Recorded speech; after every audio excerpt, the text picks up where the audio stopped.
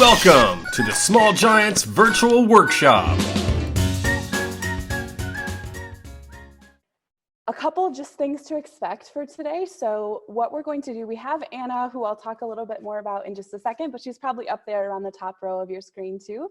So Anna's going to share just some tips and some practices at first, and then we left a big chunk of time for everybody to be able to bring up their challenges or their questions that they've been facing, specifically around being a remote team, maybe for the first time, and how to make your culture really strong even throughout this type of circumstance that we're in right now. So Anna will share a little bit, we'll open it up to challenges and questions, and then at the end we're actually going to break out into some smaller groups and answer a couple questions that I'll share with you all then.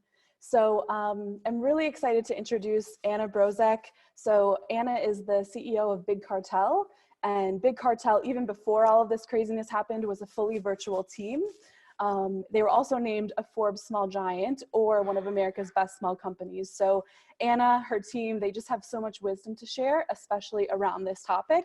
And I have to share also, months and months ago, we had planned a workshop similar to this for the end of next month. But with everything going on, we thought, you know what, it might be helpful if we talked about it now. So I reached out to Anna and she said, yes, whenever. It can be next week, it can be tomorrow, however I can help. So we're really thankful for just her flexibility and willingness to share her wisdom. So Anna, with that, I'm going to turn it over to you. Thank you so much. Thanks for having me. And I'm wish this was under better circumstances that we were having this conversation. There's a lot to be done to have a really high quality culture for a remote team, but I'm assuming for a lot of people that we've now rushed into being remote without being able to put a lot of policies in place in advance or have a lot of preparation. So I'm here to help with, in any way I can, using Big Cartel's experience over the last 15 years being remote. I'm gonna share my screen with you really quickly. Okay, so first thing I want to cover is that this is not normal remote work. Whatever you are experiencing right now, this is work from home pandemic work. This is not traditional work from home work. So don't let this tarnish your experience with your team or with the whole concept of what it means to have your team at home, because the circumstances that we're all at home right now are much different than even my regular day-to-day. And I've been doing this for over 8 years now.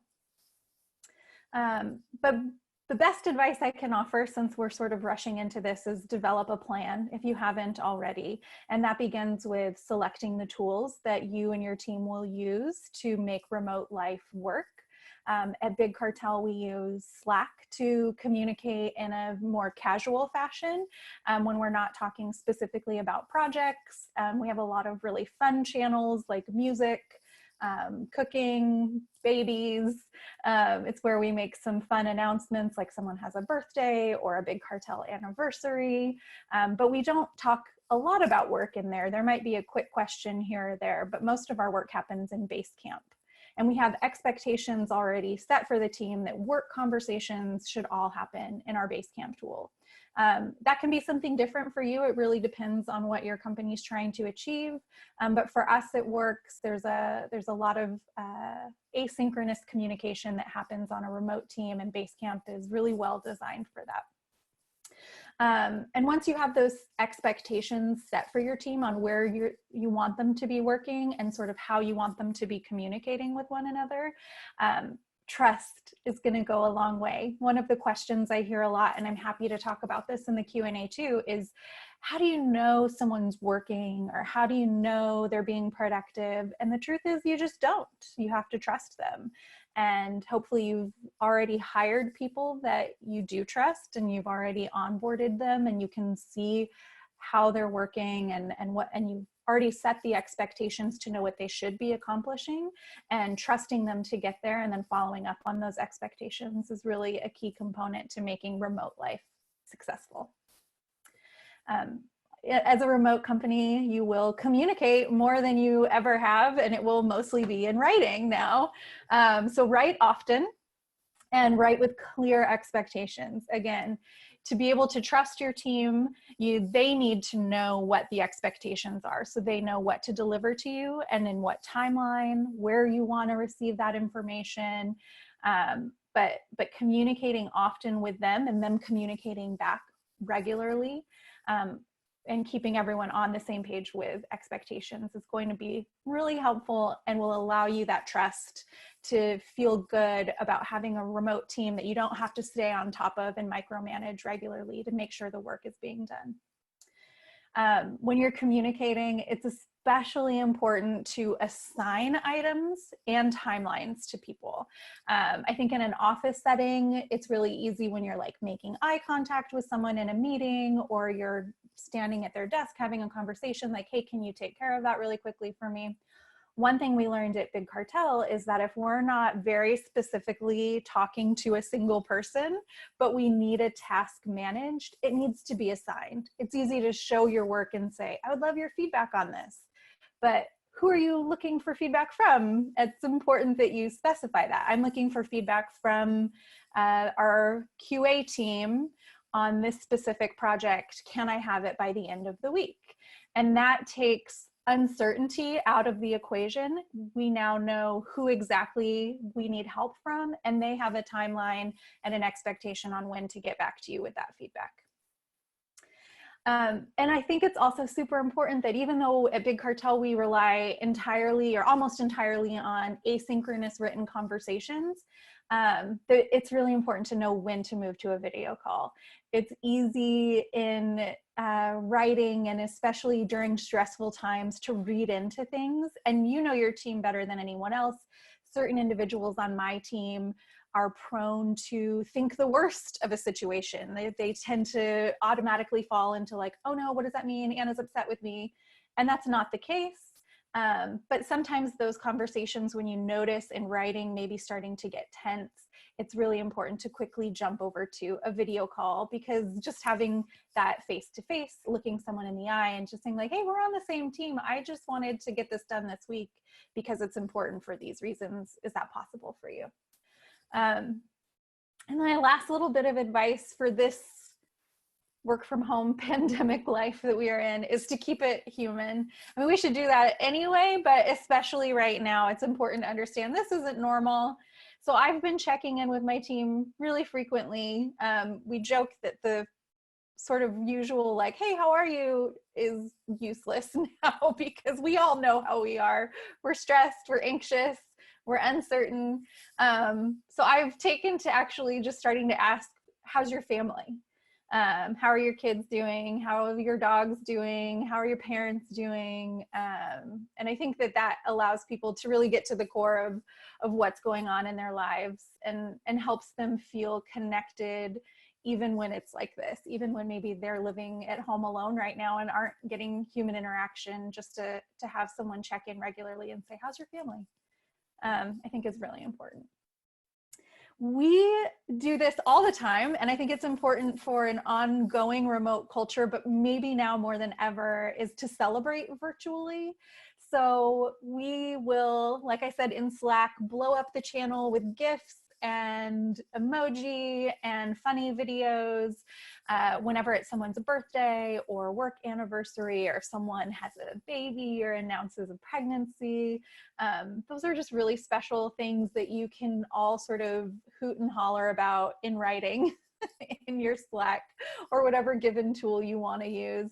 And we normally send gifts as well. You know, we have an admin who will buy someone on our team a gift and ship it so it's there for a celebration.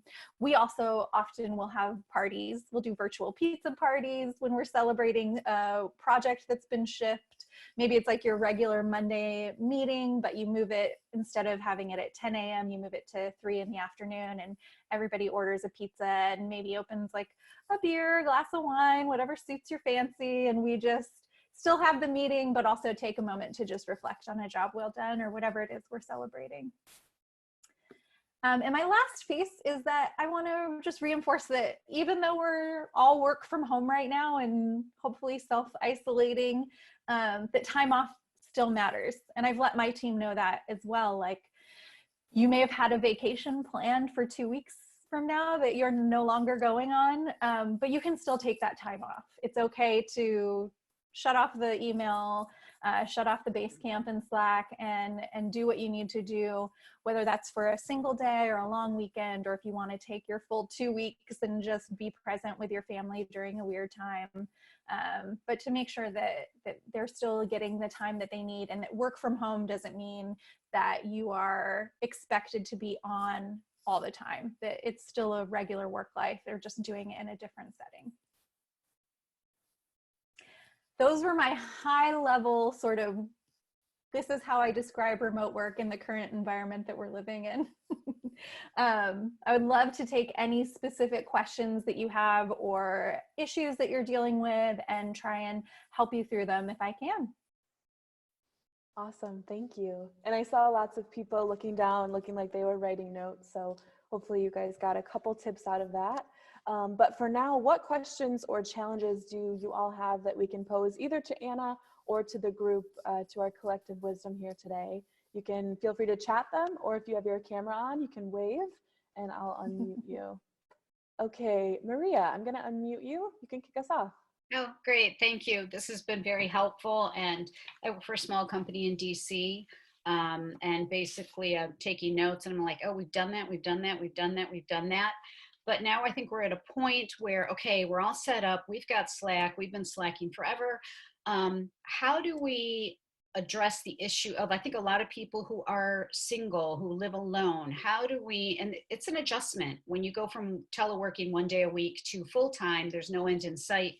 Like the grief or the heightened levels of anxiety of this, what's going to be the new normal. How do we communicate that? I mean, we can do things virtually, but addressing those type of issues, you know, how do we, you know, kind of like, hey, let's all be resilient. And some people are much better at working by themselves. And some people might be in a household full of other family members who are students or other professionals working.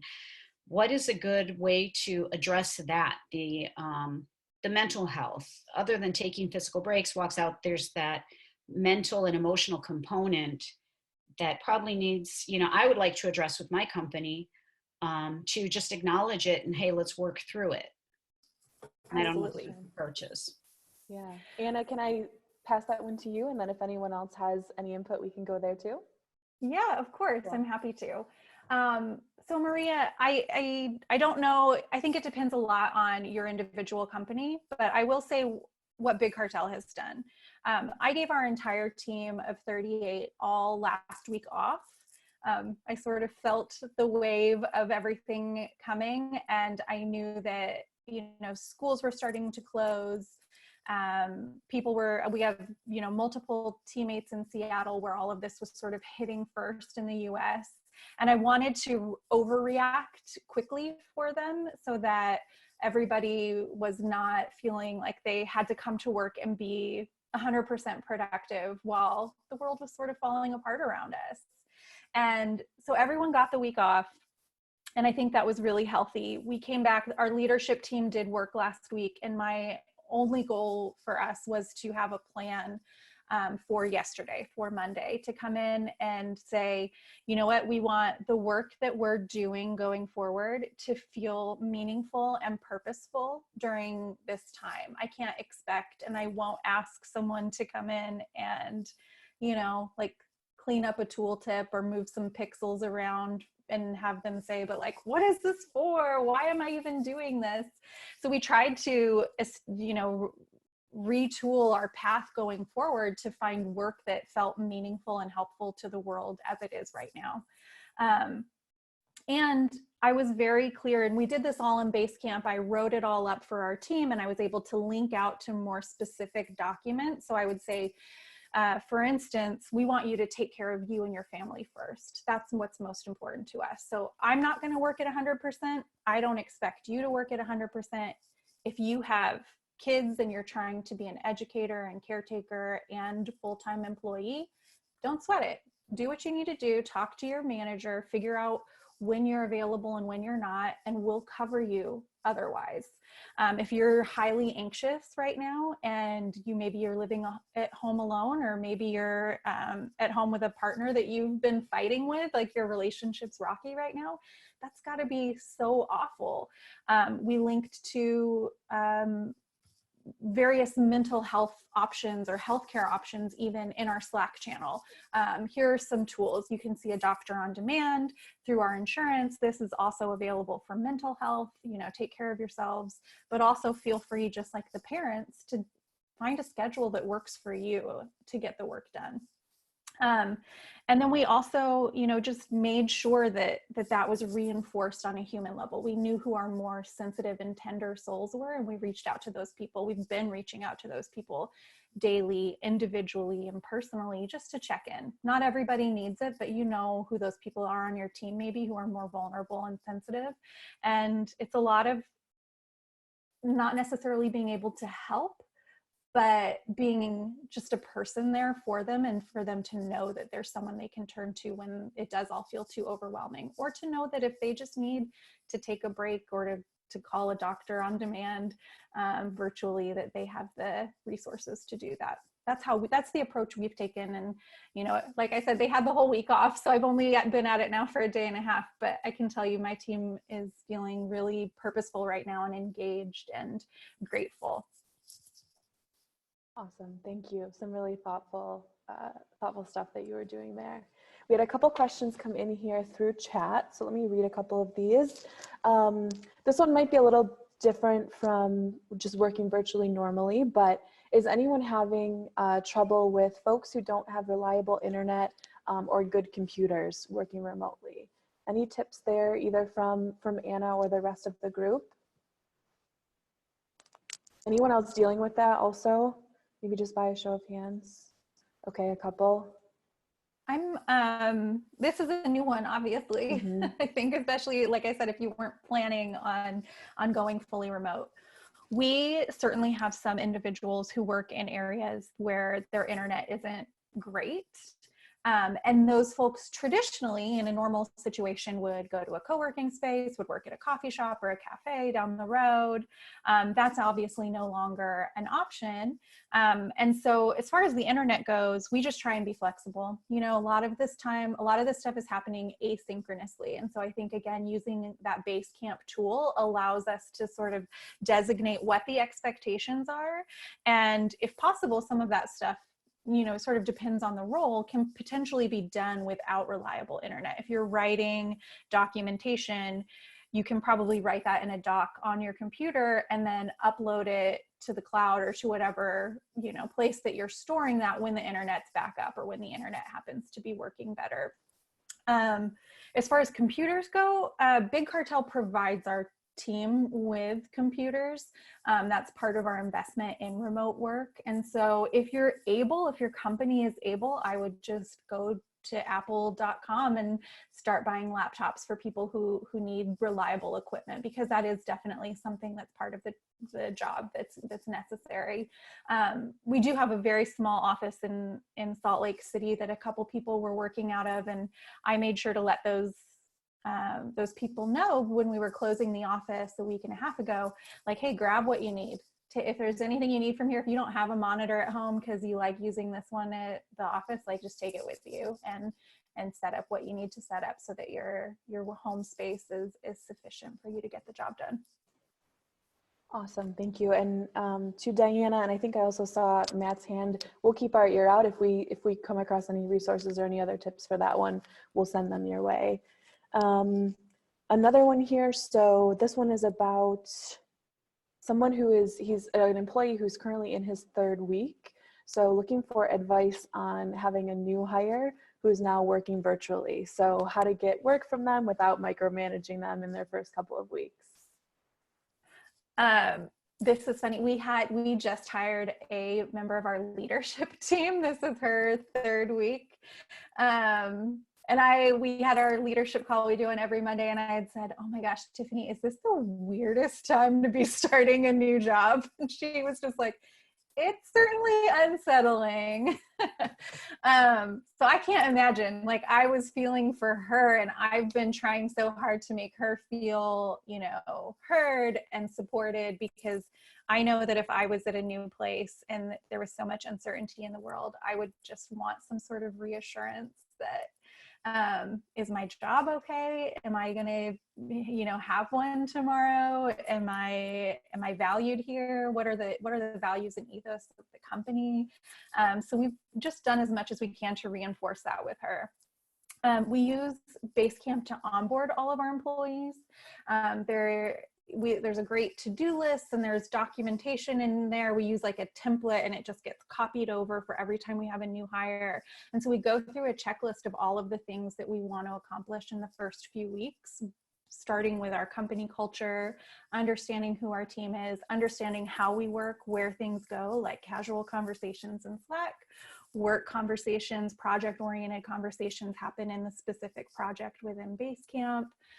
If you're writing documentation about our technology, you do that in Guru. So we have all of these things already predefined in a Basecamp project for onboarding, and you have a buddy. Every time we bring someone new on for the first 2 weeks of work, they have a buddy from our support team who helps them go through all of that, and really just share what it means to work here, what our culture is like, and how to sort of get through these tasks.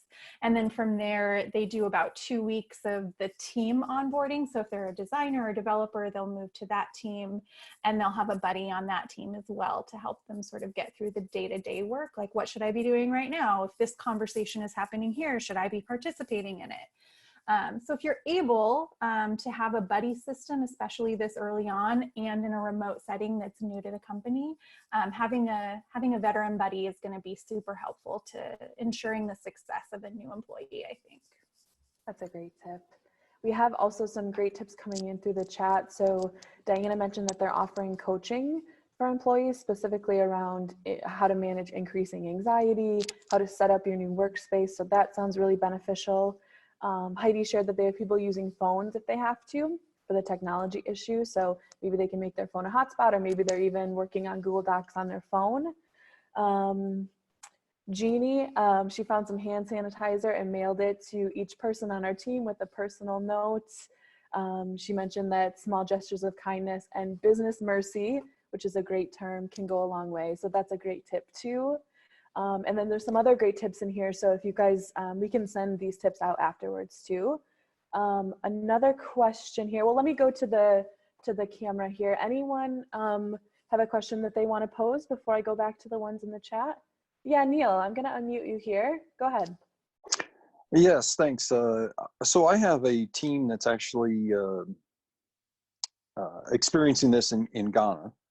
And I was curious about how do you end up kind of, most of the time I'm traveling there and I'm spending time with them and stuff like that. So now with this remote piece, it makes it harder with the time zones and things like that. Is there some other, like I've not used Slack before. It sounds like a pretty cool tool. I'll probably try and see if I can get that implemented, but maybe if there's some suggestions around international travel or lack of travel and keeping teams connected while we're being separated here. This is Diana. I can share a little bit. Great. Sweet Liberty, we have a client that's based in the U.S. So they have an office in Oakland, an office in Cambridge, Mass, and then they have an office in South Africa. So we've been working with them around that. They have a Slack channel that they're using. Okay. That seems to be working for folks. And then because we provide services to them, like we provide self-care coaching for their staff. Okay. They did a process where they kind of internally in each office figured out what was most important for them, what they needed, what kind of support they needed, and then what times would work for them. And so as a result of the feedback we got, and the way the company's now working, since they're all working virtually now, they are now having to do like 2 different times for trainings or 2 different times for what used to be like a global team meeting. And then we set up a Calendly for them to self-schedule the self-care coaching from us. And Okay. feedback, set it up with the times that would work so that nobody from any office was disadvantaged. But it did mean that they had that conversation, it meant that they had to sacrifice being all together right now Mm-hmm. for people being able to work at the times that wouldn't really work for them, given now different responsibilities because they have to shelter at home and they have children or other responsibilities. So it's just the organization recognized that the culture was going to have to shift, and it was more important to attend to the cultural context, local needs versus, oh, we all have to be together all the time. Mm-hmm. That's great. Well, thanks for that. Yeah, I hope that's helpful. And Anna, I know you had mentioned before something about the time zones, and maybe talking about that. That seems like an important one. Yeah, we don't have any international workers, but our team is spread all across the US. And so we do have a policy in place. And again, this was something that you obviously were probably rushed into, and so it's hard to pre-plan for this. But our general policy is we like to have 4 hours of crossover time with the Mountain time zone. So if you're Pacific or East Coast, like try and find a time that works where at least you're getting about half of your day in the Mountain time zone. And we're super flexible. Again, we don't micromanage, so we don't check that, but it helps to make sure that there's enough people online at a time to have that crossover. We also do work a lot asynchronously, like I've mentioned, which is super helpful. For this being brand new and you not being able to travel to a team in Ghana, I would, to sort of echo, I think, was it Diana, what you said, that you can't, I wouldn't have the expectation personally of getting everyone in on a conversation together. I think you'll now see that you're starting to have perhaps more individual conversations. I don't know the size of the team in Ghana, and especially with time zones, if I don't know the difference there, I'm sorry, but there may be a crossover at the very beginning of your day or the very end of your day where you can do sort of a check-in or one-on-ones with folks, or those can be, Slack is a really nice tool, especially if you're just trying to use it conversationally to sort of keep in touch and keep your finger on the pulse there. And you're able to do that asynchronously, where you might leave a message at some point in the day, hey, how's everyone doing? Or, hey, I'm just curious what the status of this thing is. If you can let me know when you log on in the morning, I'd appreciate it. And then, it's going to extend maybe the time of your work because you won't be able to check in real time. But then when you wake up the next day, now you have an update from your team because you've set that expectation and asked that question in Slack and given them the opportunity to respond to you. Awesome, thank you. And thanks for the question, Neil. Thanks for chiming in, Diana. Heidi, I see your hand is up. I'm gonna go ahead and unmute you. There you go. Okay. I have a question because my nonprofit is a domestic violence nonprofit. So we handle a lot of highly confidential information about our clients. And since everyone is virtually working from home, logging into Google Suites and whatnot, what are you doing to make sure that information is staying confidential? And what programs, like now we have to find programs for master passwords and making sure certain people have access to these folders and everything. What are good ideas to make sure that the safety of the clients are always there? Yeah, this is a big one. Anyone here in a similar type of industry where obviously virtual or just information security is important, but it sounds like, Heidi, it's even more important in your industry? Yeah, this is Tim Reddick. I can help answer some of those questions if you'd like. Thanks, Tim. Sure. Please. Yeah, so the first question you have, or one of the questions you had, was about passwords. The one tool I'd recommend you take a look at is called LastPass. They have an enterprise or business version that you can put in place that you can push out to all of your users, and it will let you share passwords securely amongst your company. And you can also enforce two-factor authentication into that password manager. So they have a free version for individuals, but their business or enterprise version lets you roll it out to everybody in your company. You can centrally manage it, centrally pay for it, and also check to see that people are using it. It'll actually tell you the last time people logged into it. So if you push out a password policy that says you have to use this as your password manager, you can audit that later and make sure that they're using that to put their passwords in. In terms of security on their endpoints, especially if they're bring their own device systems, you want to make sure that they are using some type of centrally managed antivirus or endpoint security product. The one that we recommend is called Sentinel-1, and they are currently giving that away for free during this time. It'll let you centrally roll that out, send a link to people. You can see a dashboard of all of your users and who has installed it and who hasn't, and if it's currently active or not. So that's a great way to keep your endpoints secure. And there's a lot of other things beyond that, but those are just two big things to take a look at. Thank you so much, Tim, and great question. Anna, I see your hand. I'm going to unmute you. So I work for a small IT company, and I would love to get your contact info, Heidi, and I can put you in contact with one of I know nothing about IT. I just work in the office. But I can put you in contact with someone that can probably talk to you and help you out, try to figure out the best way for you to go about this. Thank you so much, Anna. And we can help facilitate that connection too, if that's something that you're looking for, Heidi. Let's see, so we have a couple more questions here in the chat. One of them, Anna, for you, you mentioned at the beginning that you have policies for virtual meetings. Is that a list of expectations, or what are those policies? Basically, it's just having sort of our expectations predefined. So for instance, most teams will have what we call an IPM on Mondays. And this is sort of a check-in with everybody on your individual team, talking about what you're planning on working on for the week, or problems that you need solved, roadblocks that you have right now, and things you could use help on.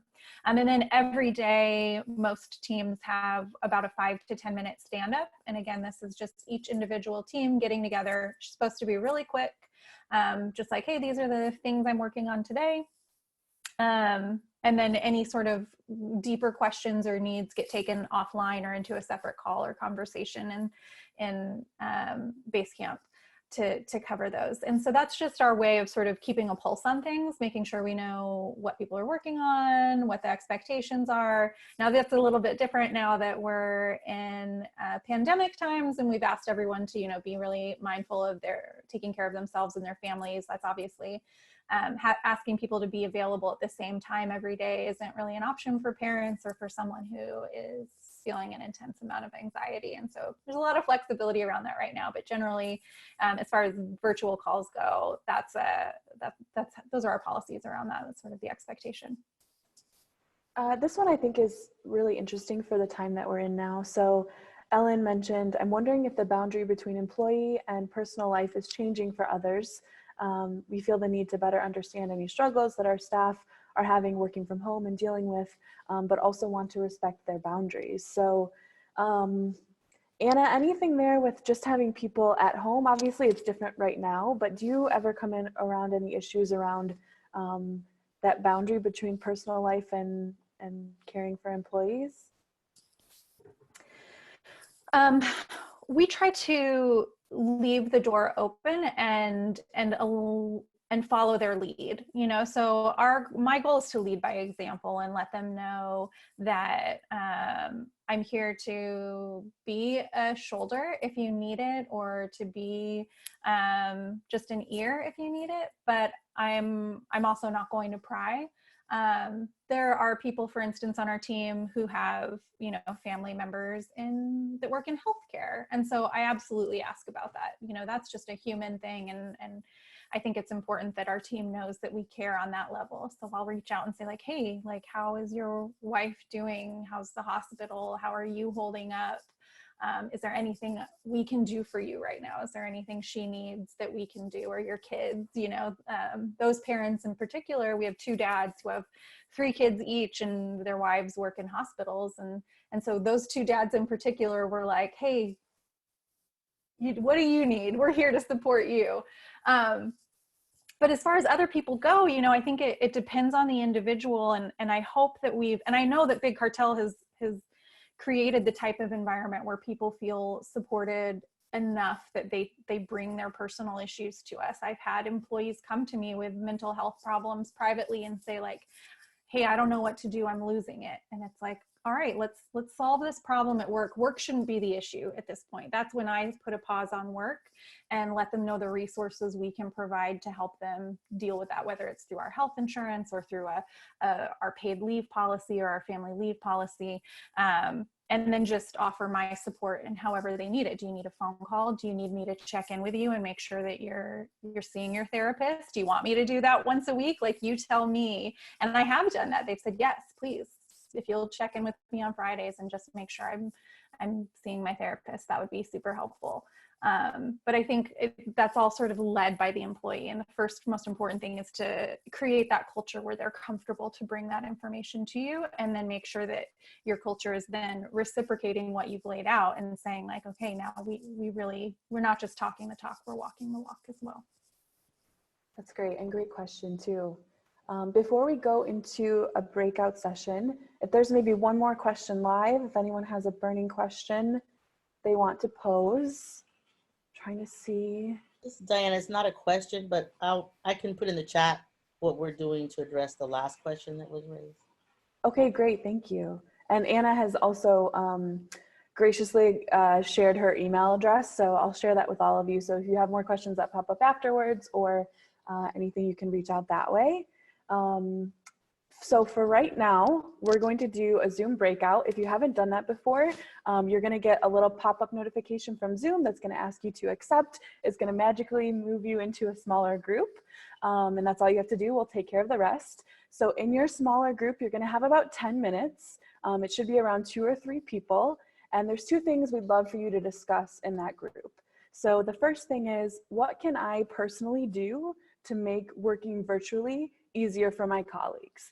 A couple things just to get you thinking. It might be, I'm going to turn on my camera more often to just make things more human. I'm going to be extra sensitive to how I come across in emails because there's so much more written communication, things like that. So what can I personally do to make working virtually easier for my colleagues? That's the first one. And then the second one is, what's one thing I can ask of someone else to help me work better virtually? So you might ask your supervisor something, a direct report. You might ask your spouse, your kids. What's one thing I can ask of someone else to make working virtually easier for me? I don't know if you guys can hear my husband's keyboard. He's also working from home, but something that I've asked him is to get a quieter keyboard. It'll be here tomorrow. So that's just an example to get you started. Let's see.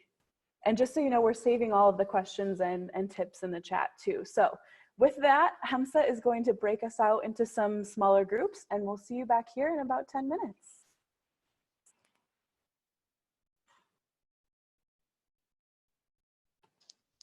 Major difference between working remotely in normal times and working remotely in a crisis like we're living. And coming the second week, everybody's at home, stressed out, concerned about their situation and their health. Their kids are at home, which is not easy, where somehow people would have some, home office, but we don't have home schools plus home office plus everything else, including, preparing meals, walking the dogs for those who have pets. So what that leads to is a very stressful situation. And people are extremely, in terms of irritability, in terms of tolerance, it's very low. And one of the takeaways that we're learning is that you need to check for people twice a day. Some people are organizing now virtual coffee breaks without talking about work. So how are you doing? What happened to you? What's going on? What are your fears, concerns? Blah, blah, blah, how's the family, etc. And what is also observed is that people who are the most, in distress or suffering, they go quiet and silent in formal meetings. So make sure that you dig them out and you call on every single person on the call. Well, sometimes we don't want to, we mute them because, they interfere with the meeting itself. And one of the lessons is that, the more people are stressed and suffering, the more they tend to hide. So make sure that you don't, leave them out and, ignore their problems. So, but we're very optimistic. I can tell you this releases so much energy, optimism, engagement. People, you really feel that you care for them and that you're trying hard and they also try hard. So interesting times. and good opportunities for actually most entrepreneurs in our days. Absolutely. That's a really great perspective to keep in mind. Thank you, Joe. And let's see. Danishi, I see your hand up. I'm going to go ahead and unmute you. There we go. Hey, so I had a quick question about, because we are a virtual company, we are spread out throughout India, Sri Lanka, Colombia, Canada, and US. We have a hard time because it's different cultures and everybody's very different from one another. Like there are sometimes what's funny to us might not be funny to them. So like it's kind of hard to get everybody to interact with each other. So we do try a lot to say like, hey, I nominate you to share a picture of your pet, just to lighten the mood. But it's hard to get everybody to engage. What do you guys have any suggestions how we can include everybody to participate in these activities? Because all we are trying to do is kind of lighten the mood, but it is serious time, so not everybody's engaging, but we're trying to help each other cope. So what would you guys recommend? Any tips there? Yeah, Talisha?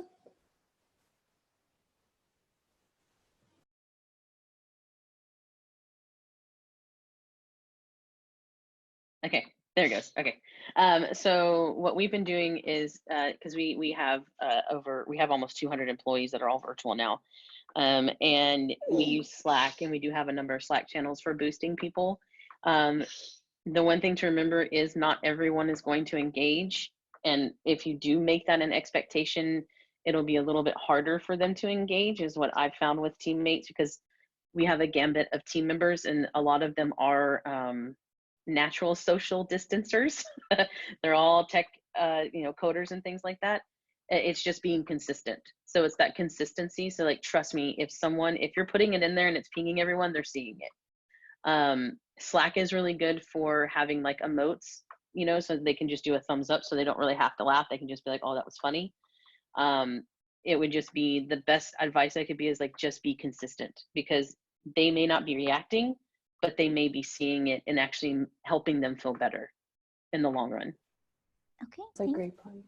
And good question. Thank you. Let's see. Okay, I don't see any more hands up. So Anna, there was one more question. We only have 2 minutes here, but I was wondering if there were any other you could add. There was a question about any other virtual tools or software tools, anything like that you can recommend outside of, we talked about Slack, Basecamp, even 1Password. Any other ones that you can think of? Yeah, so Slack, Basecamp, 1Password is what we use, but LastPass, I think it's called, is another good alternative. We use Dropbox for storing some documents. Our designers will drop things in there, and then you have a link that you can share. And we use Guru is a service that we use to sort of keep our internal knowledge base. So if you're trying to now like have a collective brain, that might be a nice tool for you to be able to use to have a sort of shared resource there. And then we also, I know Zoom is a great resource. We use Google Hangouts to schedule smaller team calls. We like to try, if it doesn't fit in a Google Hangout, we think that it's probably too big of a call to have a real impact. And that's just our own philosophy on that. So we try and keep calls to fit into their limitations there. And then there was one more that I was thinking of that just left my brain. So I'll have to email it to you and send it, and you can send it out to everyone. Perfect. With the transcript. Perfect, we can do that. Well, with that, I mean, there were so many questions that came in, so you all can expect a follow-up email from me, just checking in and seeing if there were any questions that you might not have gotten answered or if any other pop up. We have so many companies in the Small Giants community that are just willing to help and are looking to help. So if there's any resources or any connections that we can help you with, we're happy to do that. Thank you all so much for joining us today. Thank you, Anna, for sharing your wisdom. Thank you for being brave and turning on your cameras. It was so good to see other human faces. So we hope everyone stays safe and stays healthy, and we'll see you soon. Okay, well that's it for this one. Check out more Small Giants workshops at smallgiants.org.